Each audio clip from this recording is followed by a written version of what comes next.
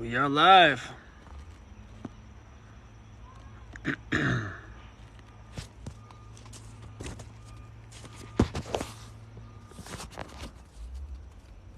Good morning, TikTok.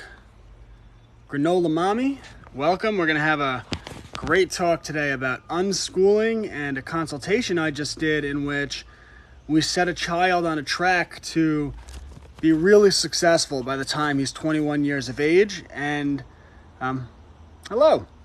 And I'm very excited about it. Marley, thanks for joining us. So we're going to talk about a real life example of unschooling and how powerful it could be and what it can do for your children. And of all the consultations I've worked on where I basically put together people's homeschools, I was really excited about this one because I was working with a 15-year-old boy who really knows what he wants from the world. He knows what he wants to do. So for me, that's great. All I have to do is guide him to get to that place. And I'm definitely good for that. January Gunn, hello, how are you? Thanks for being here. We're going to talk about unschooling today, a real world example. And if you understand what I did with this 15-year-old, you can apply this concept to any child, to your child's education, and really understand how you as a parent, to optimize your child's education, you just have to be that guide.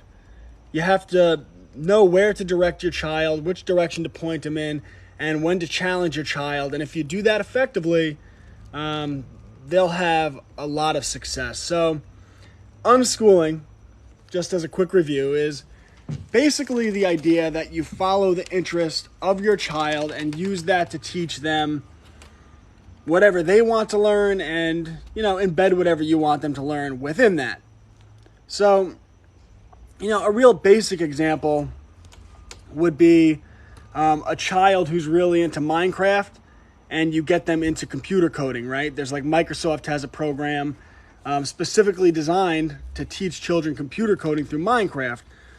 So it's all right, this is what you're interested in, then this is what we'll do. I work with a lot of families on homesteads. Their children are interested in, I'm usually doing more hands-on things because that's what they see their parents do. So some of the examples I've given you, right? Starting garden boxes, growing food, cooking, right? Children that are into construction and you teach them how to do the basics of construction from a young age. You follow their interest and then you show them how to do some entrepreneurial things. So that's the basic concept behind unschooling. Daily reminder, we are beautiful, loved, and amazing. Have a wonderful day. Oh, that's a nice message. You too. Have a wonderful day. And people do varying degrees of unschooling. So there are people that do 100% unschooling, where that's if their children don't want to learn math and science, they don't make them learn that.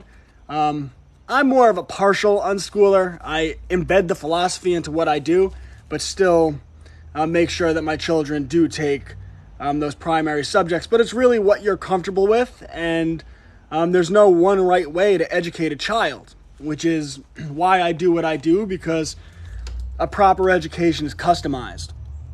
I mean, you just think about what they do in public school, and it's there's no customization. You will sit here at 8 a.m., you will learn math for 45 minutes and listen to a boring lecture. And it's children they hate schooling. Schooling done right, you customize it as much as possible to the needs of your child. And, there's some people that go 100% with that. Other people do that, part of the time. So it really, you just have to find what works for you.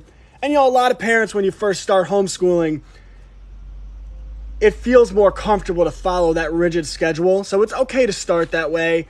But what I find is parents pull their children out of public school, they start homeschooling, they try to replicate that public school model, and then they realize that it's not that good of a model, and they slowly untighten the ropes, and eventually they go to some variation of unschooling, whether that's full unschooling or no unschooling at all. So I had the pleasure of working with a family and a very impressive 15-year-old boy. And I had him sit down for the consultation and join us because one of the best things you can do is give your child ownership. By the way, if you have any questions, about your child, homeschooling, what I'm talking about, feel free to chime in. I'm very interactive. So it's best when you give your children ownership over their education. And this is a young man. He knows what he wants. So I sat down with him and his parents, and he basically told me that he was interested in real estate and investing. So I heard him out, and after that, we ended the initial consultation, and I spent the next few days putting together basically, for him, pretty much an unschooling plan. Just pulled my son out of homeschool. What's the best curriculum to get started? I mean, it really depends on your family's situation. There's some curriculums that are more child-led, some curriculums that are more parent-led. If Christian families might be interested in a more faith-based curriculum, so it really just depends on what works for you. But what I would say is, don't feel that you have to replicate that public school model where you're, doing schooling for 8 hours a day. You don't need to do that. If anything, start with less and add on more as you go along. So just get a base curriculum that covers the core subjects, and from there, follow the interest of your child. So let them learn cooking, photography, videography, whatever it might be. So, and if you want a consultation, I'm available for that. All right, so I sat down with this 15-year-old, and he's interested in real estate and the stock market. So I drew up his plan, and then I had a meeting with the family, and we went over the plan. And this is going to get rather comprehensive, and it's going to go from the academic stuff I'm having him do all the way until the unschooling, where we actually draw a roadmap to the point where he'll be able to buy real estate. I'm putting my son back in school next year. I'm doing time for learning curriculum. Yeah, I love time for learning. It's good curriculum over the computer. Well, that's the thing. Fall behind based on what? Right? Like, if I homeschool my child, if I don't cover all of the topics, all of the subjects, my child will fall behind. Based on what? A standardized test? My goal is to raise children that are fully independent and sovereign by the time they're 18. And you'll see what I mean when I go through all of this. I don't care if they memorize this historical fact by second grade. That's ridiculous. That's not knowing. That's not knowing something. That's just memorizing information outlined by the Department of Education. Who cares?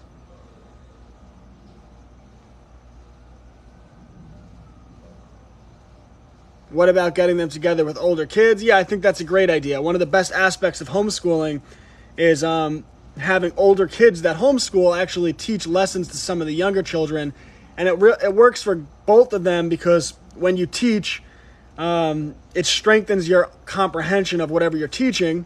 And for the younger children, they look forward to working with the older children. So they really look forward to whatever the lesson might be.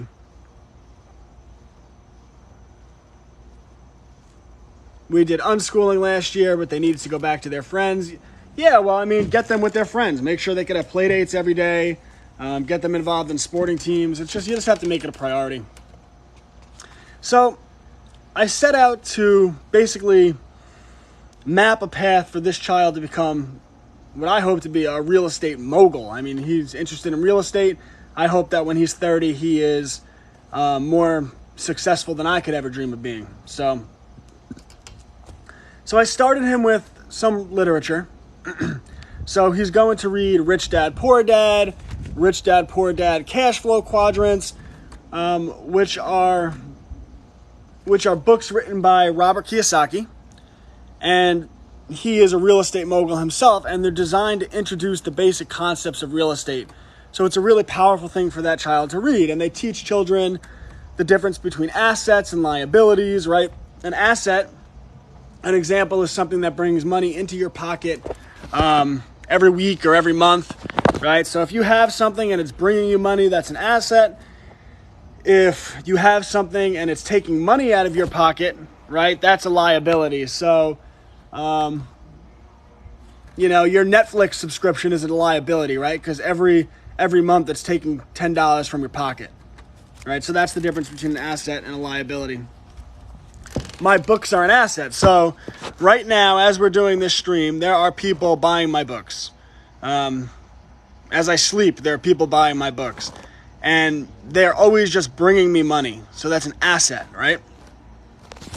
So to learn these basic concepts. So Rich Dad, Poor Dad, introduce him to the concepts of real estate, Think and Grow Rich, the 4-Hour Work Week, which are all books. Like the 4-Hour Work Week is a book about setting up business systems so that you don't have to handle everything yourself, right? You learn how to make things automated so you could work less hours and be more productive. How to win friends and influence people, which is all about interacting with other people, building community so that people want to work with you, and ultimately in business, getting people to agree to your vision and assist you in getting where you want to go. So I got them started on these books, and then to reinforce these concepts, we start with bi-weekly games of Monopoly. And again, very simple stuff, but Monopoly is designed to, and he's interested in real estate, right? To show how it works. So if you own a property and someone lands on it, that's an asset, right? They're going to give you money.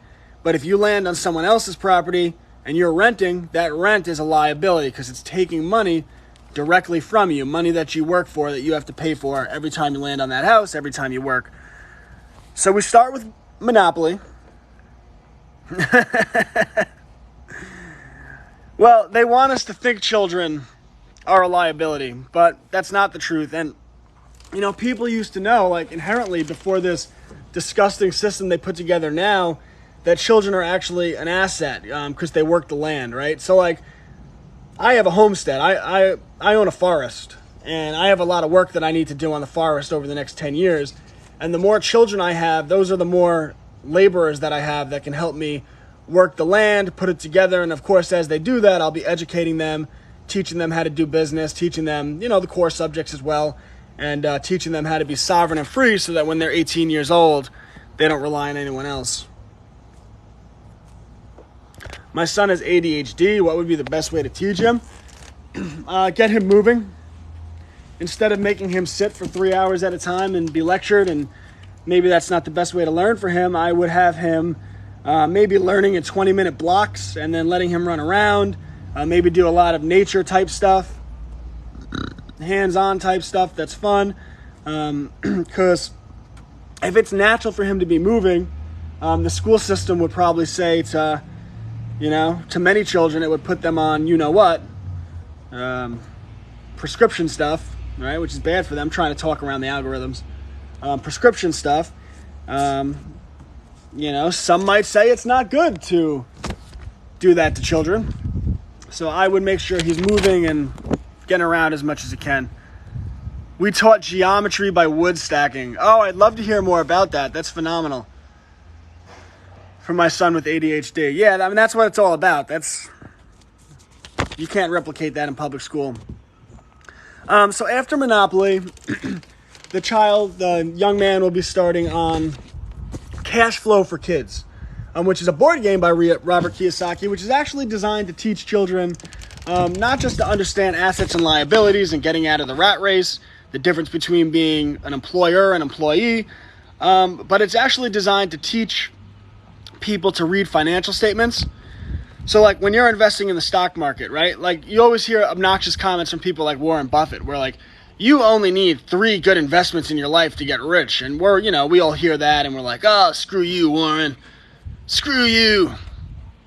Well, now if you understand what he's saying, he's trying to tell you how knowledgeable investors invest in the stock market. So, basically what he's saying is, if you understand how to read the financial statements of companies like PE ratios, if you understand how to find out how much debt a company is in versus how much revenue they bring in, right?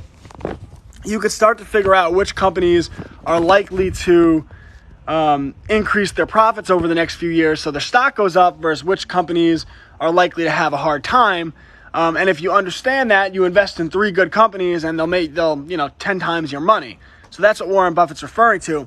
But the game Cash Flow for Kids and then Cash Flow for Adults 101 is actually designed to teach people to read these financial statements. So we started him with that for real estate. And then, of course, he's also interested in investing, which I think is really cool. So I started him on a few books, Teaching Kids to Buy Stocks, which is a good book. We taught the different bases and shapes on how to have solid structures, side angles with the stack. That is really cool. As a homeschool parent, I would love if you put together just like a little 2-page outline curriculum where you could, basically outline parents how to do that. Because a lot of people would find that valuable. It would be a really cool thing, and I'd be happy to share it in my homeschool community. By the way, my private homeschool community, Homeschools Connected, $10 a month with the promo code CONNECT, and it's definitely worth it, so check that out. So I started him on Teaching Kids to Buy Stocks, and a few other stock market investing books. And then I got him involved TD Bank, and there's a few other ones actually have mock stock market investing, where you're investing in the real stock market with fake money. So you're not using money, but you could track how your stocks would have done over 6 months, 10 months, 12 months, whatever it might be. So you could figure out, okay, this is how the stock market works. Am I making good investments? Am I making poor investments? To get some practice. And just backtracking a little bit, you also, because he'll be reading the books, Teaching Kids to Buy Stocks and whatnot, he'll understand the different types of investments. So like, what is a mutual fund? What is a Roth IRA? What are dividends, right? Like, if you're investing in mutual funds, sorry, I'm feeling a little funky. If you're investing in mutual funds, right, you're investing in diversified stocks, some large caps, some mid cap, some small cap, the S&P 500, some of the biggest companies in America. And you're just diversifying your stocks, and, basically you're usually holding for a long period of time. So you do that in a Roth IRA. You take your money, you put it in a Roth IRA, you gain interest until you're 65 if you start at 18. So, right, for 40, what is that? 20, 40, 47 years, right? You invest $6,000 a year, you're going to have a lot of money. If you invest in dividends, right, like we talked about Warren Buffett, well, that means you get a share of the company's profits. So Coca-Cola pays dividends, for example. So every 3 months, if you own a share in Coca-Cola, they'll actually pay you some of their profit for that year. And for Warren Buffett, if you own like 5 million shares, they're paying him millions and millions of dollars every few months of their profits. But, it's important children understand these concepts at a young age. So that's to teach him investing. And then we talked about starting him on an UTMA account. Now, an UTMA account, this is not financial advice. I am not a financial advisor. I am just a dumb man who reads too many books. So don't take financial advice from me. Talk to a certified, government-approved broker. That's who you should talk to. But me personally, and this is what I told them, is I have UTMA accounts for my children. So they basically work the same way as a Roth IRA. So every birthday, every Christmas, I put money into my children's UTMA account. And when they're 21 years old, in theory, and history has proven this out, I'll be able to hand my children a large sum of cash. So I suggested that if he wants to get into real estate, they might want to talk to a broker and find out if that's a good idea. I can't tell them that's a good idea, but they want to talk to a broker and find out if that would be a good idea. So this way, now we're starting him on a path where when he's 21 years old, he could actually have a down payment on a house. Right? So then I said, okay, well, he's going to want to be a real estate investor. So what else does he have to know? So there are programs actually taught by architects who are homeschool parents. I forget what it's called. Building Brilliant Architects, something like that. So it's a homeschool curriculum designed to introduce children to architecture. So he'll be starting with that probably next year. Then he's going to be getting a few books that are designed to teach children the basics of woodworking and construction. So every other week, he'll be getting wood, going outside, and actually building things with his hands. So he'll understand architecture, he'll understand woodworking. Then he's going to be getting monthly engineering boxes from Kiwico, so he could start to learn the basics of engineering. He's going to be doing a homeschool curriculum designed to teach interior design. So it's made by a homeschool parent, designed to introduce interior design. So now he'll know architecture, construction, engineering, interior design, and the basic of real estate terminology. You see where this is going, right? Plus he'll have money for a down payment if he does proper investing. We're using draw space to teach him art, right? Because if you're going to do architecture, you better be able to draw straight lines. What's the best site to go to for curriculum? Well, if you join my private homeschool community, I have all of my curriculum research broken down for the people in the community, and you could compare all the curriculums just one by one in alphabetical order. So then I have him starting art with draw space. I am starting him on a digital music program, which is basically like, what it says, sorry, the sun's just in my eyes, making digital music. So you can edit music, cut, paste, put things together, and make his own beats. Then I am starting him on, all right, I'm gonna break this into a different category. So just as a quick review, he wants to be a real estate agent. So we started him on the Rich Dad, Poor Dad series, learning the terminology of real estate, bi-weekly games of Monopoly, monthly games of Cash Flow, which is designed to teach children to read financial statements, teaching kids to buy stocks, which is a book. He'll be doing mock investing in the stock market with fake money. His family will talk to a broker and might start him an UPMA account, which they can invest in for the next 6 years, and potentially he could have enough money for a down payment for a house when he's 21 years old. Then he will be studying architecture, construction, engineering, and interior design, so once he owns real estate, right, if he has to fix up the houses, he'll have a basic know-how of what he should be looking for when he talks to contractors, or maybe he'll be able to fix some things up for himself. If he wants to build a house eventually from scratch and flip it, he'll know the inside, he'll know the basics of architecture, which, by the way, you could even do a really cool thing is architecture people do inside of homes. So rather than just having rooms be square boxes, you put a little architecture into them and you have curvature within rooms. You can make things really beautiful. He'll have knowledge of interior design and how you could structure rooms in a certain way. You can place things to make them look better to potential clients, right? If you're trying to flip a house or rent a house, whatever it might be. He'll be proficient in art so that he can draw things out, make sketches. He'll know digital music, and we'll get into why that's important. And the next two things I'm starting him on, and we're going to talk about, this is where we really get into the unschooling, are photography and videography. Now, his mother's actually a photographer, so it works out perfectly. So she's going to work with him vigorously for the next 2 months and turn him into a master photographer. Lighting, aperture, shading. Twitter's pissing me off right now with all these notifications. Classic learner on Twitter.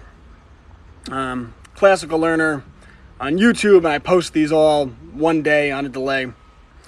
Photography, videography.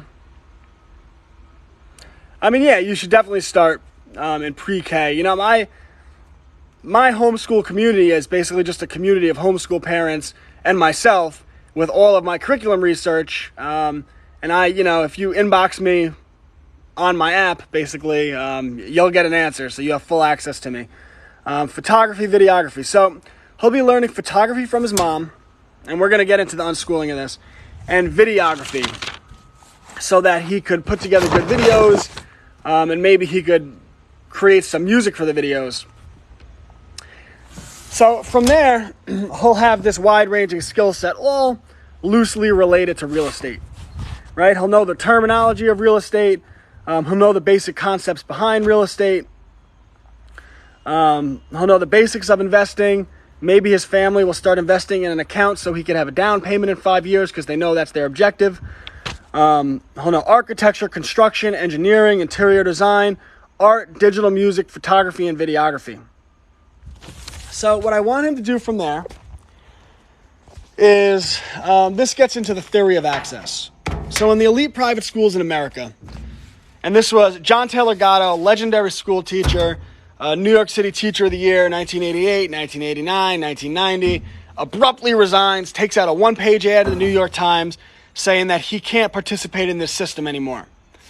And he eviscerates the school system. And you should read his books, Dumbing Us Down and Weapons of Mass Instruction. And he did research into the lessons taught at elite private schools where the politicians send their children that are denied to public school. First-time viewer, thanks for being here. If you want to catch the replays, check out the Classical Learner YouTube page. I cover a variety of topics related to getting started with homeschooling and homeschooling in general. So Gatto researched these public schools, and he found that one of the lessons taught at these elite private schools. So one of the lessons taught at these elite private schools is the theory of access. So we're taught when we go to, right, you go to high school, you go to college, you put together a resume, you send it into a corporation, you be very formal, right? How dare you talk out of line? You say, you start your emails with, "Dear Mr. Blah, blah, blah, blah, blah, blah, blah. Sincerely," I sound like Greta Thunberg. I sound like blah, blah, blah. That speech was so funny.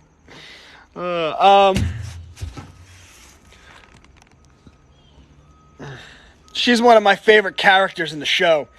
I think most of politics is a show, so I don't get emotionally attached. I mean, she is hilarious. Anyway, I digress.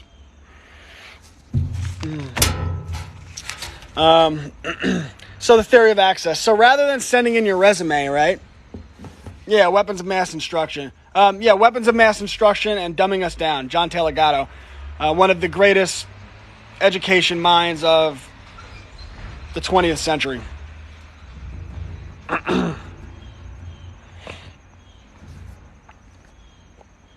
So rather than send in a resume and wait on a line and become a corporate worker bee, what these children at elite private schools are taught is what's obvious, is that you have more access to people in the modern world than ever before. You can contact anyone on Twitter. You can contact anyone on email, in mail. You could probably even get their phone number. You could show up where they are. There's more ways than ever before to contact people in whatever field you're interested in.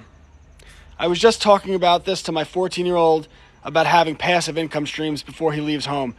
Yeah, you want to have as many passive income streams as you can. I have a good amount of them myself. Yeah, I love Montessori, and even if, you don't need to do a Montessori school, but you could set up Montessori within your homeschool, right?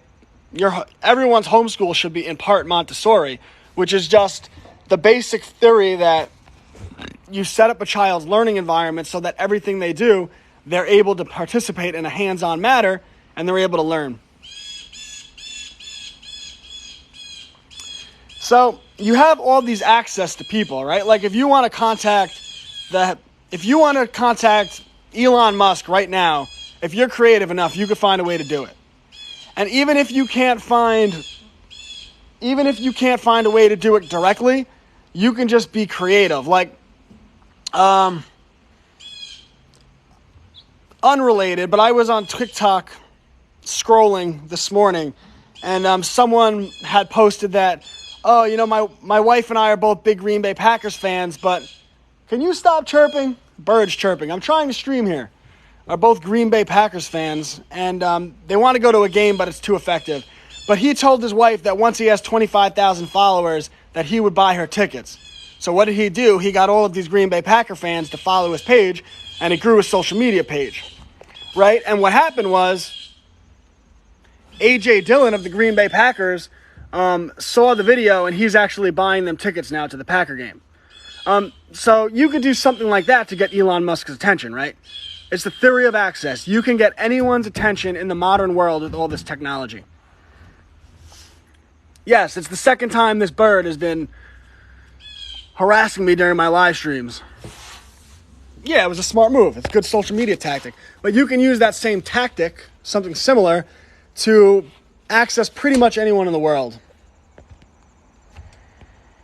How do I inspire my 4th grade daughter with learning? She's been in regular school. Find out, take the 3 things she's most interested in and center her schooling around that. Just let her do what she wants to do and she'll start to love learning. Yeah, I mean, I don't much care for Elon Musk, but the point is that you could reach him if you wanted to, right? You could reach him if you wanted to. So this is the theory of access, right? Don't send in your resume and wait in line. Cut the line and knock the damn door down. So I set this child, I'm sorry, I don't want to call him a child. If he's listening to this, he's a very impressive young man who I have the utmost respect for. To basically turn him into a real estate investor, right? So he'll be reading the Rich Dad series. He'll be reading the 4-Hour Work Week, Think and Grow Rich. He'll be doing playing Monopoly games, playing Cash Flow for Kids. I'm reading books about buying stocks. I'm speaking to a broker about how he could start investing now, him and his family, so that he'll have enough money for a down payment on a house that he could make his first rental property or he could flip when he's around 21 years old. UTMA accounts he's going to talk to them about. He's going to be learning architecture, construction, engineering, interior design, art, digital, music, photography, and videography. So now we need to get him, Napoleon Hill, great book. So now we need to get him in the real estate industry, right? They say it's not what you know, it's who you know. Well, you know how you know people? You got to show them you're impressive, and you got to show them that you can make them money. And if you do those 2 things, they'll give you a chance. Let me ask you a question. If you had no doubt in your mind, everyone in this chat, that if you partnered with me in business, that I would make you a ton of money, would you at the very least hear me out? Just yes or no. If I knew you in the private world and I was like, you see what I do, right? And I came up to you and I presented you this, whatever I presented you, and I was like, I'd like to get into business with you, and I think that if we do this and we follow this plan that I laid out, the 2 of us can make a lot of money. Of course, yes. That's how the world works, right? They don't teach young people that. So they don't care about business owners don't care about your resume. They don't care where you came from. They work very hard. Like I work very hard to build up Classical Learner. And if you show me that you can get me referrals, right? You come to me and say, I will get you referrals. I will make you money. Then I'm going to work with you. I'll be happy. I don't care how old you are. I don't care who you are, where you're from, as long as you'll help me build something that I've worked so hard on. Care less if you went to Harvard. So what he's going to do is start a real estate photography business. And his mom's a photographer. The next 2 months, they're going to work hard on this. He'll know photography, videography, and digital music creation. And what I'm going to have him do is do research on, go to Zillow, the 10 biggest real estate agents in his area. Research them, find out what they're into, put together a presentation, and bring it to them and offer to do their real estate photography. And if they turn him down, then he's going to offer to do that real estate photography for free. He's going to say, well, I'll tell you what, you hire your photographer that's going to do it for you anyway, but send me in also, and I'm going to do 5 houses for you for free.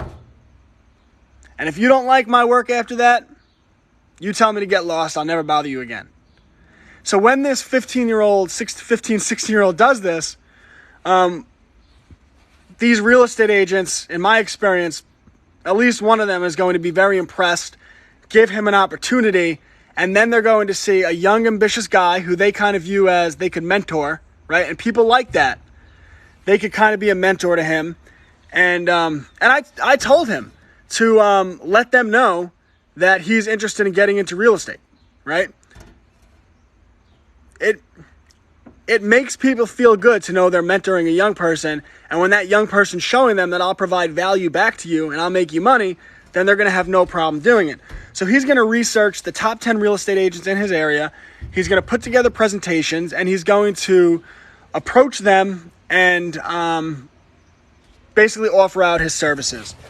And once he gets one of them, he'll be in, right? So now he'll have an in the real estate industry. He could put together a website that he's going to build so that he has a portfolio of his photography work.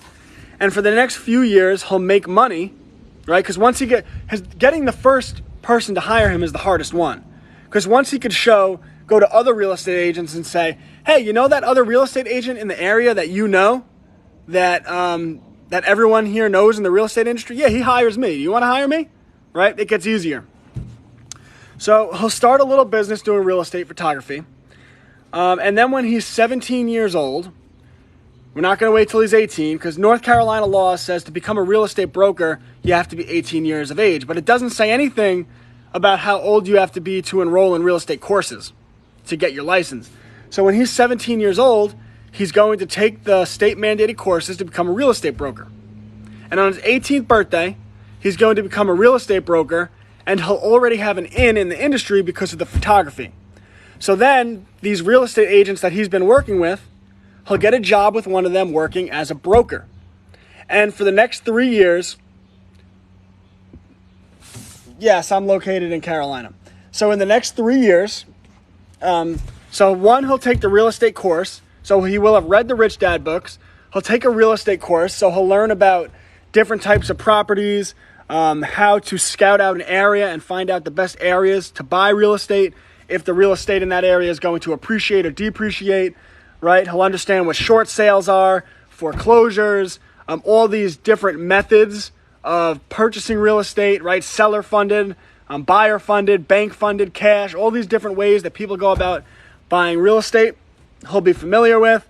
And then from 18 to 21 years old, he'll be working as a real estate broker, earning money, working as a real estate broker, and researching properties. And I don't know when the time will be. It could be when he's 18, when he's 19, when he's 20, when he's 21, and he's 21, and all of a sudden, if he invests his money properly, right, he's going to talk to an investment broker, and if he starts that UTMA account, now he's 21, he takes out that money, and he's been making money for 3 years as a real estate broker. Well, now, sometime between 18 and 21 years of age, he will be able to buy his first property. If he wants to flip a property, he could buy a property, buy it cheap, buy low, maybe a foreclosure, fix it up with the skills he learned with architecture, construction, engineering, interior design. So fix it up and flip it. Or because he'll have the money for a down payment, or he could buy his first rental property, maybe buy a fourplex, 21 years old, move into one of your fourplex is basically it's a residential, but it's basically an apartment with 4 doors, 4 separate living areas. You buy it, live in one of them, rent out the other 3, get enough money from the other 3 through the rent, and then buy your next one, and just keep doing that, replicate, right? So he'll be able to buy his first real estate at like 21 years old. This is what unschooling is. But why would you unschool? Public school is so... Okay, yeah, public school is better, okay.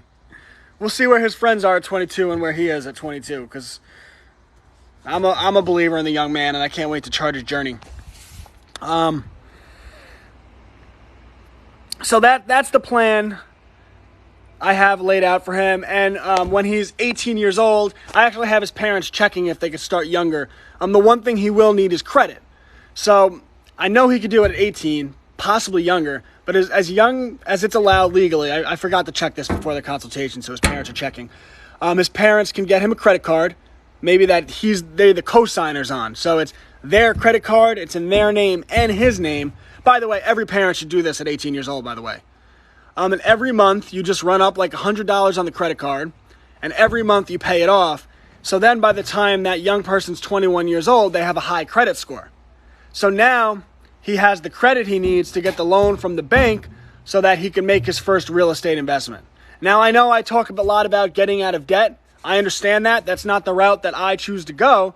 But as a homeschool consultant, for a young person that wants to be a real estate investor as a career, I think being a real estate investor as a career is a different type of debt than getting a big house to keep up with the Joneses, right? So that's what the young man wants to do as his career. Well, then that's the game, and I'm going to show him how to play that game. I'm an education consultant. That's what I show people how to do, right? So he'll have the credit. He'll have the license in real estate. He will have the education to know how to pick the right real estate property, purchase that property. He'll have a background in construction, engineering, interior design, architecture. He's going to be one successful young man.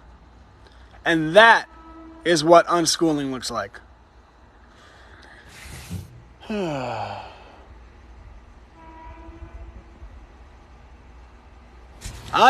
I okay? I will survive. I do have like gas pressure today. I'm sure you guys want to hear about that. But yes, I'm fine.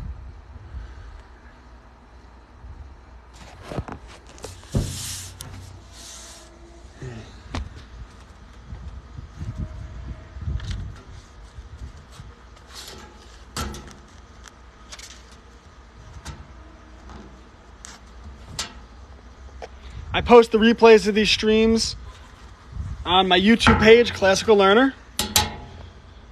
Classical Learner today on Instagram. If you want to schedule a consultation with me, you can do that through, you have to email me. You could go on my website to read about that. And I also, my private homeschool community, Homeschools Connected, you could join for $10 a month with the promotion code CONNECT. And you get access to my research. You get access to the community. Homeschools University, which is something I'm slowly building up where I teach parents about homeschooling. And of course, if you inbox me on Homeschools Connected, I will always answer you as fast as I can before anyone else on the internet, because I'm obviously going to take care of the people in my community. No, he's 15. I started unschooling him at 15. He's doing this. So we're setting him on a track for real estate investing. When he's 17, he'll take the real estate courses. When he's 18, he'll become a broker. From 18 to 21, he'll work as a real estate broker. And as soon as he's ready to pull the trigger on an investment, he'll have the credit, he'll have the money saved up, he'll have the knowledge to know which house is the right house, and how to buy low, and he'll be able to buy his property. He'll have the knowledge in construction, engineering. He'll have the knowledge construction, engineering, architecture, interior design, to be able to do whatever he needs to do with the house. And he'll be on a very good track. In fact, I was so enthusiastic about this plan that I wrote up for this young man that I have no doubt that when my son reaches his teenage years, I'm actually going to be doing all of these things with him because it's just a no-brainer. It's a great track. My daughter is 13 and she's just finding out what she's interested in. Any tips? Yeah, just follow it as best as you can and just kind of be that guide. So pay attention to your daughter, and when you see teachable moments and opportunities, you just show her. So like, if she is really getting into art, right, you could just go to Five and Below with her, and like, they sell shoes at Five and Below, like white shoes, just generic white shoes. They sell white t-shirts, and you say, hey honey, you know what would be a really good idea? What if we bought you like $200 of shoes, you put your custom art design on them, and then we sold them over the internet and to your friends? Do you want to make some money? I think that could be really fun. And just see what she says, right? So as a parent, the best thing we can do is be a guide. How do I join in your unschooling community? I mean, it's not just unschooling, it's homeschooling. It's, I show people how to do Charlotte Mason, Montessori, classical education, unschooling, whatever they're interested in. But if you click on the link in my if you go to www.classicallearner.com, that's www.classicallearner.com, click on Homeschools Connected, join Homeschools Connected, and just use the promotion code CONNECT, and that promotion code makes it $10 a month. You could drop it at any time, and it's a really good community, and quite frankly, I don't know why anyone wouldn't want to support what I'm doing. So like, even if people aren't there's people who don't homeschool that just send me money monthly because they believe in what I'm doing with the homeschooling. And of course, I reinvest that money into my books. I make children's books. Good Bears Always Tell the Truth, The Right to Bear Arms, Free Speech, Social Media Censorship, and the First Amendment, Operation Mockingbird, and the Church Committee, and The Bear from Jekyll Island. And I have 2 children's books coming out in the next 2 months if I could ever get around to putting them together, because I have everything I need to actually put them both together now. I'm really busy, and I'm giving a speech at the Constitution Party National Convention on October 23rd. So I need to write that speech still. I need to practice that speech. So I got a lot going on, but I do plan on getting 2 more books out in November, December. She's into art. That's a great idea. Yeah, you can get her that. If you want to get really funky with it, you can get her like a Cricut machine for $200. And the Cricut machine, I'm going to describe this wrong, but it basically lets you print out stickers. It's really cool. And also they have the machines where she could make her designs, put them on the internet, and then print them onto shirts. You can get her one of those machines, and she can make her own shirts. There are websites like Gearbubble. So if you have no money for that, that's fine. You have her make her designs on programs like Adobe.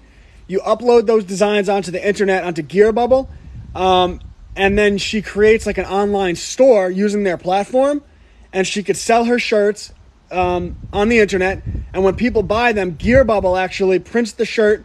Gearbubble takes a shirt, puts the design on the shirt, and mails the shirt out to the buyer.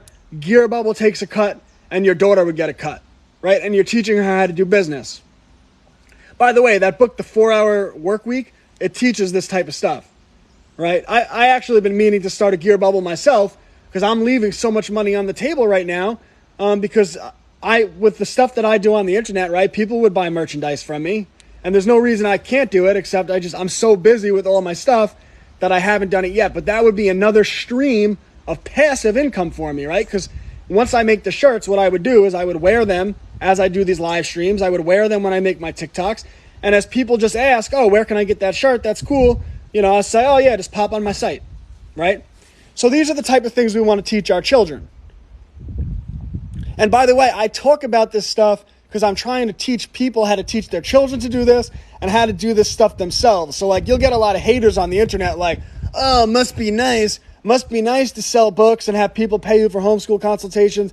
Now, I'm not bragging. I'm trying to teach people how to do this stuff because we're not taught it in public school. Maybe, my wife, maybe I should design some Cubs to Bears shirts. Yeah, I'm waiting for you. I need your help, baby. I need your help. My wife's probably rolling her eyes in there because she helps me so much. It's ridiculous. I'm very blessed. I have an amazing wife, and I wouldn't be able to do any of this or this stream right now if she wasn't so amazing. So I am very grateful to God, and I'm very blessed that I met my wife, and she's gone on a journey with me, and she's watched me transform as a person. When we met, I was probably an atheist at least I was agnostic. I spent my time getting drunk at bars and chasing girls and being an idiot, and all I did was watch football. And she's watched me evolve on a journey where I've become a very mature and responsible adult who runs his own business and homeschools his children and puts his family first and I don't drink alcohol at all. I cut vices out of my life. I don't drink alcohol. I don't watch pornography. Anything that's harmful, destructive, it's not in my life. And my wife has gone on quite a journey with me. We sold our house. We moved across the country. We recently bought a forest that we're turning into a homestead. So she's given me 2 beautiful children, and I've been encouraging her to start posting TikToks, but she hasn't quite yet. But you should definitely follow Mrs. Classical Learner because she's where it's at. I just you were talking to your daughter about the art stuff. I know I had something else I wanted to add. Oh, yeah, you should start her on digital illustration, graphic design. What you should do is schedule a consultation with me, and I'll set up your daughter on a track to be very successful in life. I know my consultations, people look at them and they're like, oh, it could be a little expensive. Well, I put a lot of time into them, and my time is very valuable. And, you know, you'll never be disappointed in the track I put your child on. So I don't know why everyone wouldn't schedule a consultation with me. How do we as parents keep records of their schooling? Go to the Homeschool Legal Defense Association. Click on your state, and it lists everything you need to know in terms of your role as a parent record keeper. And then there's free services like Homeschool Sched Track or paid services, which assist you in keeping the records. Record keeping is very, very important, guys. Let's say you go to put your child back in public school 3 years from now, and you're like, oh, little Johnny's in 9th grade. And they're like, oh, well, our records show he's in 6th grade. You need to have the records available to you to prove that he's done 3 years of schooling.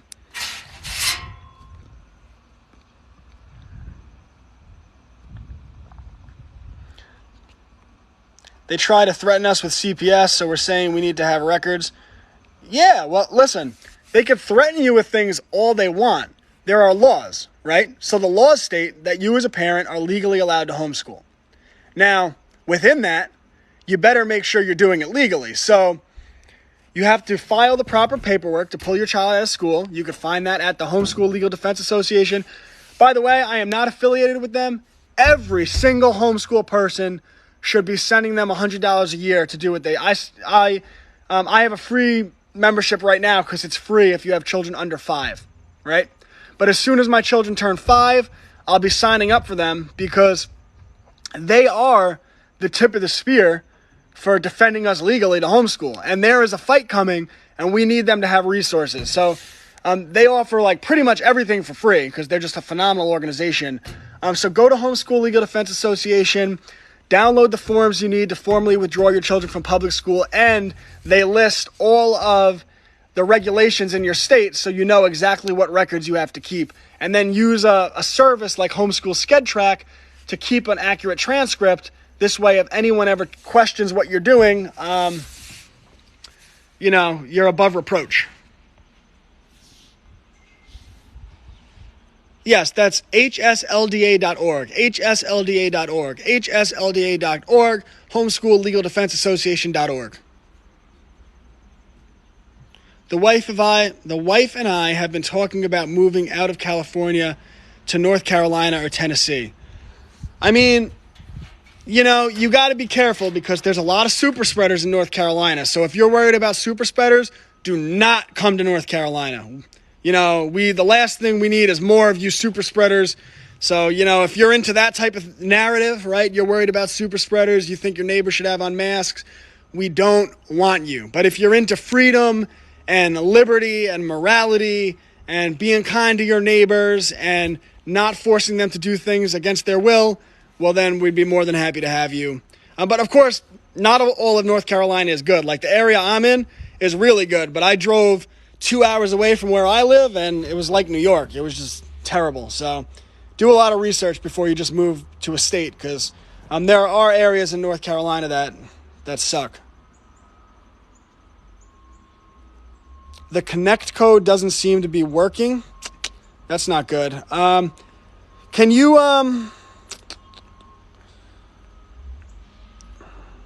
you email me classicallearnertoday@gmail.com? I just want to make sure my stuff's working. That would be very upsetting.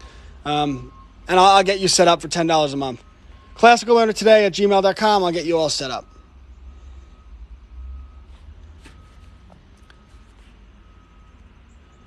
I did this. We unschool, and she goes to Bloom Academy, self-directed learning. What is a super spreader? If you turn on the news, they say they're everywhere. It was a joke, by the way. I'm joking about the super spreaders. Basically, I don't want people who are into authoritarianism and medical tyranny in North Carolina. So if that's your type of thing, then don't come.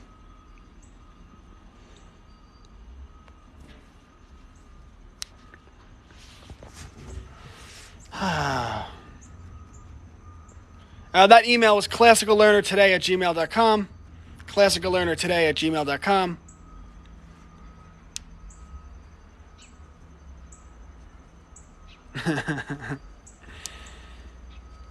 Yeah, there's good parts and bad parts. That's what taught me that America truly is a government by the consent of the governed. Because the area I live in is very moral. Like, the people take church very seriously. And, like, they actually try to follow Jesus. Not like that Joel Osteen type church. Like, people are very into their morality. And they just don't treat each other that way. And, like, when you, like, if you're like, oh, make someone wear a mask, they just look at you. It's, like, foreign to them. They're like, oh, no, I would never treat someone that way. You know, it's just a different culture. But, like, in other parts of North Carolina, same laws. So, like, in my area, there's none of the mask stuff, right? But in other parts of North Carolina, same laws. It's like hell on earth. You know, people, like, screech at you. And it showed me, I was like, oh, okay, so in these areas, they have the consent of the governed. And in the area that I live, they don't have the consent of the governed. So, morality, people talk about politics, but culture is above politics, which is why they work so hard to control Hollywood and control the education system, right? Because if they can control the culture, they can get people to support their politics, right? That's why so much money pours into controlling the late night talk shows and all of these cultural bodies, right? Like, the NFL is basically just a big political propaganda piece, right? Well, you control culture, you control politics. So politics are downstream from culture. But morality is upstream from culture. So, like, a truly Christian community who is like, love thy neighbor, right? They would never tell their neighbor that they can't be in the store if they don't have a face covering on, right? And, like, that's the community I live in is like that. It's so foreign to them. They're like, oh, I would never treat my neighbor that way, right? So morality is above culture, and culture is above politics. And that's why if you want to make a better country, you don't do it through politics, you do it through culture. And the best way to do it through culture is to embrace morality.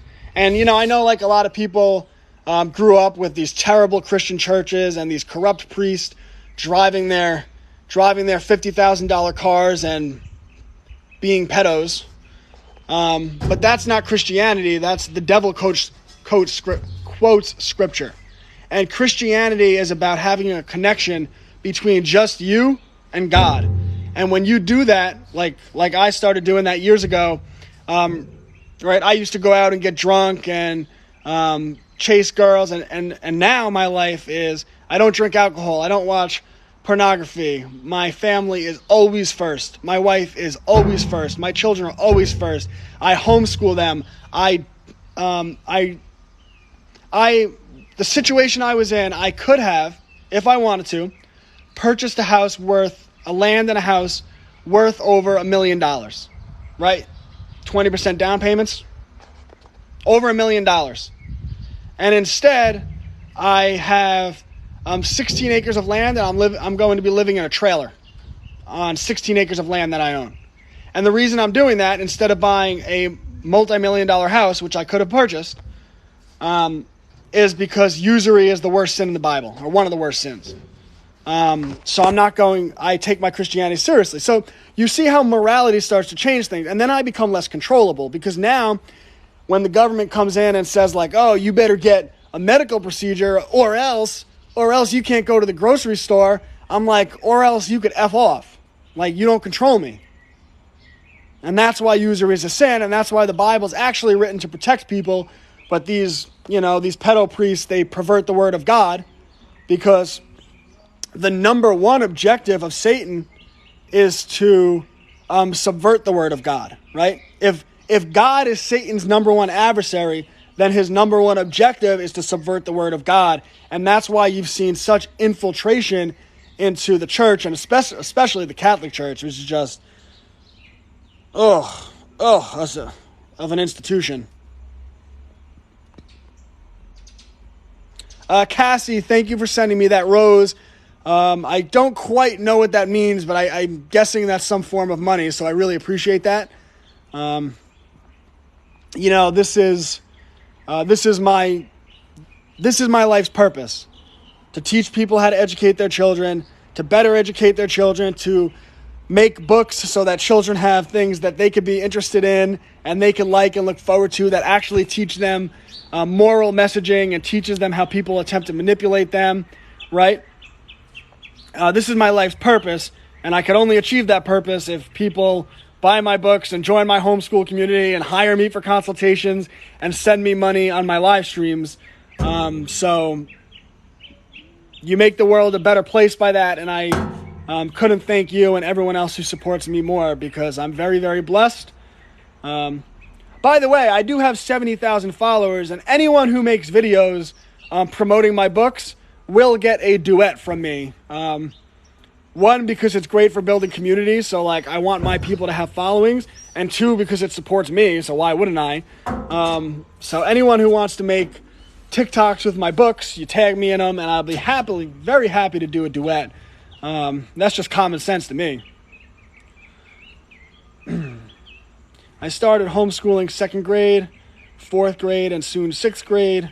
2 weeks ago, I'm lost. You should join my homeschool community, or, schedule a consultation with me through my website. And you got to email me to do that, classicallearnertoday@gmail.com. And I'd be more than happy to get you started. So, the one thing you have to realize is we're not in this alone. And, we have each other. That's what I'm trying to build with my homeschool community.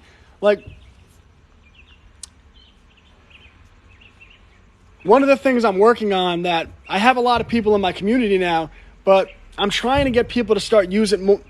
It is my wish to get people to start using it more as their social media site, because it's a homeschool community of many different parents, and we're going through a lot of the same things, and we could lean on each other. We are not alone in this. There are 12 million homeschoolers in America right now. I can't go to a park without meeting a homeschool parent. And now it's hilarious because sometimes they recognize me. They're like, "Are you that guy from TikTok?" And that's just hilarious to me. But so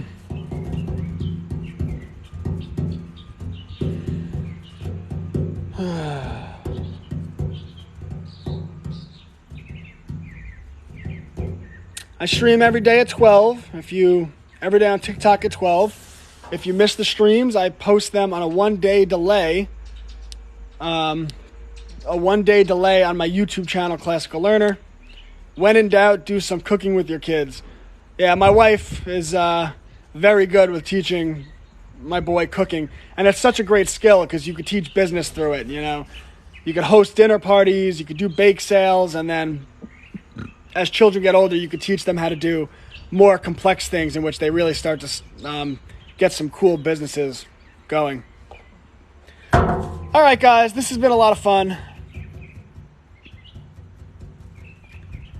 Freedom isn't free. We have to earn it every day, and we do it with personal responsibility.